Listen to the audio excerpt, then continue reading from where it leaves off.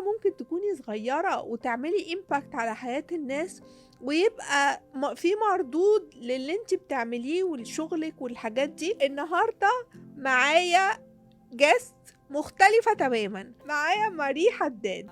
ماري حداد، عندي 25 سنة. كنت ابتديت فريلانسنج من قبلها ب5-6 شهور، ووقتها كنت لسه بفتح شركتي، وفتحت شركتي للدعاية والإعلان. دلوقتي بقى عندي تيم فيه 7. وقت ما كنت هنا يمكن كنا 3. تغير في حياتها شوية ان هي تبتدي فريلانس، تعمل مصدر دخل تاني، تشوف كارير تاني لو هي مش مبسوطة في الكارير اللي هي فيه، مش شرط ماركتنج او كده. فده بيزيكلي اللي انا بعمله. يعني ابتديت اشوف انه there is more في الدنيا، يعني opportunities غير اللي انا كنت فاكراها. لما بابايا توفى كل الكلاينتس بتوعي مشوا، لان ما كانش عندي حد يكون بيتابع مع كلاينتس، وانا ما كنتش قادره. كل الكلاينتس سابتني، فتعلمت ان انا لازم يكون عندي حد بديليجيت لي الشغل، عشان لو انا في اي حاجه. a year later انا كنت مسافره 20 يوم، عندي حاجات بعملها وكده، الشغل كان ماشي وانا مش موجوده. نقول حاجة مهمة، انه عشان تعملي بزنس ممكن تبدأي صغيرة وبعد كده يبقى عندك تيم. دايما بقول ان الفريلانسر الشاطر مش بس بيعرف يعمل الشغلانه. مهم قوي ان نعرف انه لو وقعنا بنقوم تاني، ما يجراش حاجة.